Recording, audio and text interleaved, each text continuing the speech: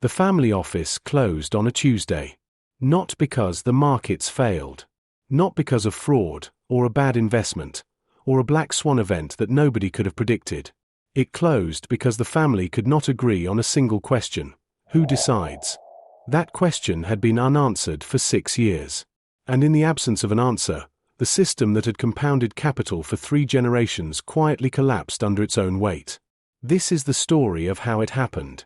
And it is not unique. Level 1. The peak. 3 generations of compounding capital. You are the 3rd generation of a family that built a regional healthcare services business from 1952 to 1994. In 1994, the business sold for $180 million, $118 million net of taxes and transaction costs. The proceeds were placed into a family office structure, a family limited partnership holding the investment portfolio, a separate philanthropic foundation, and a series of irrevocable trusts for the benefit of the 4th generation. Over the next 24 years, through disciplined investment management and governance, the AUM grew to $640 million. The family employed a chief investment officer, a tax director, a general counsel, a director of philanthropy, and 4 investment professionals. The governance structure included a family council, an investment committee, and an independent board of directors. Annual family meetings reviewed investment performance, discussed governance updates, and, in the early years, maintained the alignment between the family's values and the capital's deployment. Then the patriarch died. The patriarch's death is not what destroyed the family office. The destruction began 11 years before he died, the moment the succession plan was delayed by 1 quarter, and then 1 year, and then indefinitely, because nobody wanted to have the conversation. By the time the conversation became unavoidable, the positions had hardened. Level 2. The first fractures. The governance void. The patriarch had served as the family council's chairman and the investment committee's de facto final authority. His word resolved disputes. His presence created accountability. His death left a governance vacuum that the formal documents were insufficient to fill.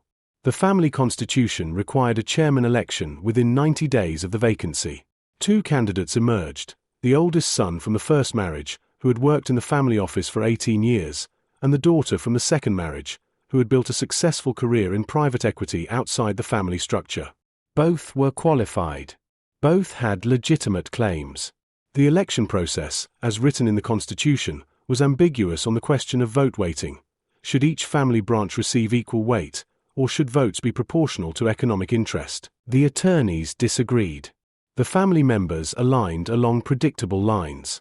The 90-day window closed without a resolution. The investment committee stopped meeting. Level 3. The portfolio deterioration. Governance failure becomes financial failure. For 14 months, the family office operated without a functional investment committee.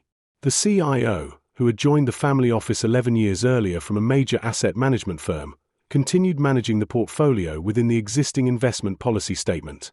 But without investment committee approval, he could not rebalance when the equity allocation drifted from 45% to 62% during a strong equity market, could not approve 2 co-investment opportunities that arrived from existing manager relationships, and could not renew a hedge fund subscription that matured without reinvestment authority.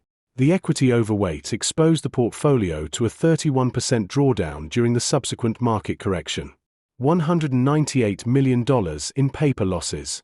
Not realized, but visible on every quarterly NAV statement. The family members who were already skeptical of the CIO's judgment now had a number to point to. The family members who trusted him argued that the drawdown was market-driven, not manager-driven, and that realizing losses through panic selling would be structurally worse. Both sides were partially right. The argument consumed the family's attention for 6 months. This is what nobody talks about when they talk about wealth management. It is not always the market that destroys wealth. Sometimes it is the family. Subscribe and like this video. What comes next is the most avoidable part of the whole story, and the most common. Level 4. The dissolution, legal conflict and asset liquidation.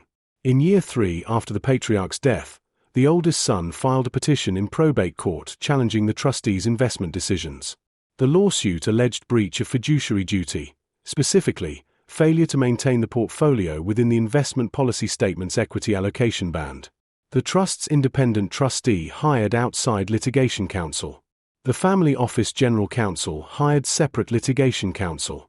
The CIO retained personal counsel. Legal fees in the first year, $4.2 million. The legal process required the disclosure of the family office's complete investment records, every trade, every manager relationship, every co-investment, every fee paid, in discovery. These documents became part of a legal proceeding. The family's financial architecture, built over 3 generations with careful attention to privacy, was now a matter of public record.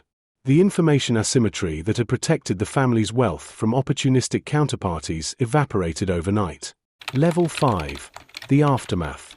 What the dissolution actually cost. The family office closed in year 4.